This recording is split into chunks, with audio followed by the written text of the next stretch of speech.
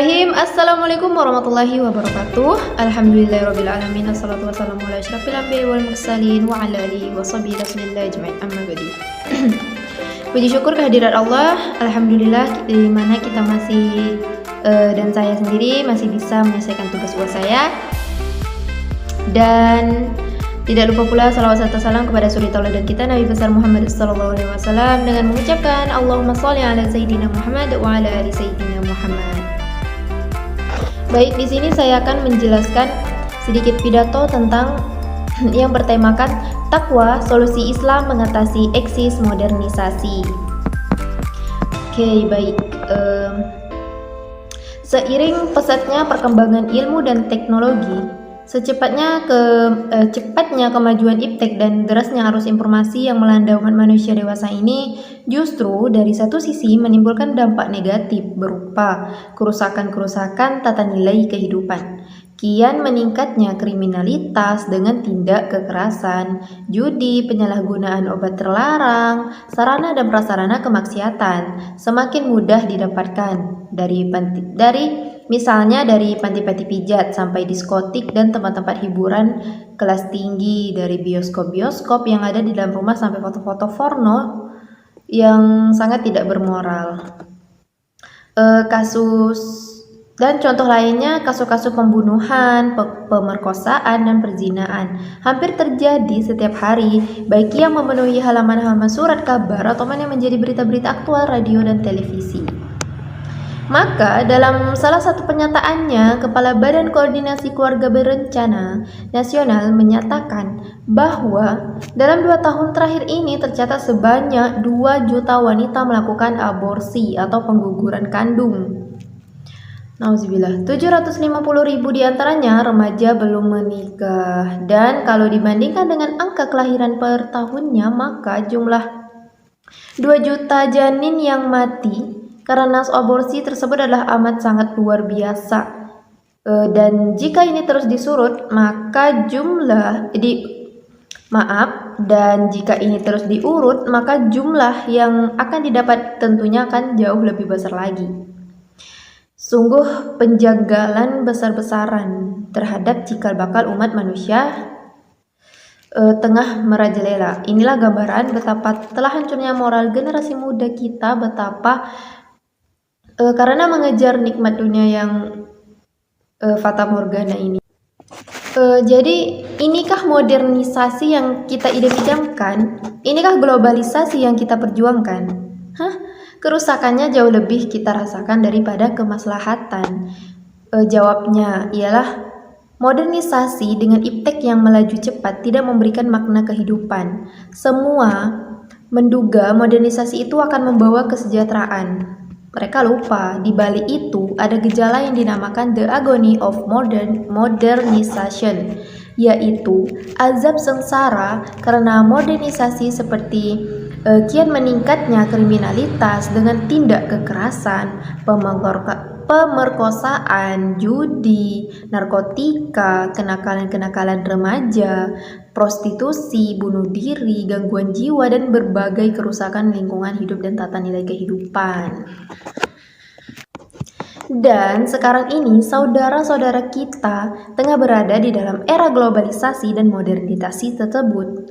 Maka tak ada jalan keluar untuk lari dan selamat dari fitnah ini. Tidak ada petunjuk penyelesaian, melainkan di ujungnya kesesatan yang menambah kebinasaan.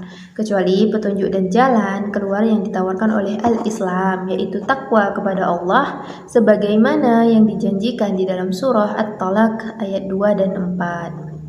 Allah berfirman, "Wa may yattaqillaha yaj'al lahu makhraja." Barang siapa bertakwa kepada Allah, maka Allah akan mengadakan baginya jalan keluar dari setiap kesulitan. Juga firman-Nya, "Wa may yattaqillaha yaj'al lahu min amrihi yusra." Barang siapa yang bertakwa kepada Allah, maka Allah akan mengadakan baginya kemudahan dalam setiap urusan. Kaum muslimin dan teman-teman lainnya, takwa adalah barometer keimanan seorang muslim. Dengan takwa, mata hati akan terbuka untuk melihat dan menerima kebenaran, serta menolak dan menjauhi kemungkaran. Sebagaimana firman-Nya, "Hai orang-orang yang beriman, jika kamu bertakwa kepada Allah, niscaya Dia menjadikan pembeda antara al-haq dengan al-batil bagimu." Quran Surah Al-Anfal ayat 29. Ibnu Katsir berkata pada tafsir ayat ini, karena barang siapa yang bertakwa kepada Allah dengan mengerjakan perintah-perintahnya dan meninggalkan larangan-larangannya, niscaya diberi taufik atau bimbingan untuk mengetahui yang hak dari yang batil. Namun sayangnya tidak semua orang yang mengaku Islam itu beriman, sebagaimana tidak semua orang yang beriman itu bertakwa. Kata takwa atau takut kepada Allah sering kita dengar, bahkan sering meluncur dari lidah kita, seakan menjadi bahasa yang datar tanpa makna. Takut kepada Allah tidak lagi menjadi rasa, tetapi hanya sekedar menjadi bahasa. Sebagian besar umat manusia, termasuk umat Islam dewasa ini, sudah kehilangan rasa takut hampir kepada ancaman yang dahsyat bagi orang-orang yang maksiat, kepada kemungkinan bahwa diri kita terjerembab dalam azab dunia, lebih-lebih siksa kubur, na'udzubillah, dan azab akhirat. Namun justru sebaliknya, sebagian di antara kita cenderung takut kepada orang-orang yang dikeramatkan, jin, setan, dan lain-lain. Na'udzubillah ya Allah. Diterangkan di dalam kitab Fathul Majid halaman 301-303 dan Al-Qaulus Sadid halaman 116-117 diterangkan bahwa takut semacam ini adalah termasuk dosa besar, tercela, bahkan termasuk syirik akbar yang mengeluarkan seseorang dari agama Islam. Adapun seseorang yang melakukan amalan haram atau meninggalkan amalan wajib karena takut kepada manusia, hal ini termasuk syirik asgar yang meniadakan kesempurnaan tauhid. Dalam sebuah hadis yang diriwayatkan oleh Imam Ahmad, Ibnu Hibban, dan Ibnu Majah yang disahihkan oleh Albani dalam Sahihul Jami' halaman 1814, Rasulullah SAW bersabda, yang artinya, janganlah salah seorang di antara kalian menghinakan dirinya, yaitu jika ia melihat satu perkara yang menjadi hak Allah dan menjadi kewajibannya untuk dibicarakan, kemudian dia tidak membicarakannya, maka Allah akan bertanya kepadanya di hari kiamat, apa yang menghalangimu untuk mengatakannya? Kemudian dia akan menjawab, Robku, aku takut kepada manusia. Maka Allah berkata, hanya akulah yang paling berhak engkau takuti. Oleh karena itu, di dalam surat Ali Imran ayat 175 Allah berfirman, yang artinya, sesungguhnya itu tidak lain hanyalah setan yang menakut-nakuti kamu dengan kawan-kawannya, orang-orang musyrik Quraisy. Karena itu janganlah kamu takut kepada mereka, tetapi takutlah kepadaku jika kamu orang-orang yang beriman. Ya, jika kita memang beriman kepada kebesaran Allah, kalau benar kita bertauhid kepada keesaan Allah, mengapa kita perlu ragu bahwa suatu saat nanti Allah akan membangkitkan kita setelah kematian, lalu menghisap amal perbuatan kita sekecil apapun kebaikan dan kejahatan yang pernah kita lakukan di dunia ini. Lalu terhadap orang-orang yang tidak beriman dan bertakwa, Allah akan memberikan kitab amalannya dari sebelah kiri, maka yang termasuk orang-orang yang merugi, na'udzubillah min dzalik. Imam Ibnu Katsir dalam tafsirnya tentang ayat, kemudian masukkanlah ia ke dalam rantai yang panjangnya 70 hasta. Quran Surah Al-Haqqah ayat 32.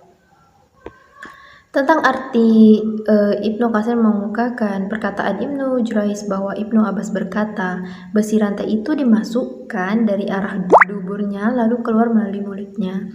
Kemudian para pesakitan ini ditata dalam besi rantai tersebut seperti belalang yang ditusuk berjajar dengan kayu ketika dipanggang dengan api. Maka teman-teman, maka hanya kepada Allah lah kita menghadapkan wajah, menyandarkan segala harapan, seraya berdoa semoga Ia mencurahkan limpahan rahmat, taufik dan hidayahnya kepada kita untuk bertakwa hanya kepadanya, melaksanakan semua perintahnya dan menjauhi segala larangannya, berpegang teguh kepada kitabnya dan sunnah-sunnah rasulnya dengan pemahaman para sahabat dan pengikut mereka dari kalangan salafus saleh, sehingga kita selamat dari segala fitnah dunia berupa kehancuran moral dan berbagai kesengsaraan dari akibat buruk modernisasi dan globalisasi, serta tergolong orang-orang yang memperoleh kemenangan di sisinya dan selamat dari azab dan siksa akhirat yang maha dahsyat ini. Amin amin ya rabbal alamin. Baik, teman-teman semua, sekilaslah pidato singkat saya mengenai takwa solusi Islam mengatasi eksis modernisasi. Sekian, saya tutup dengan wabillahi taufik wal hidayah. Wassalamualaikum warahmatullahi wabarakatuh.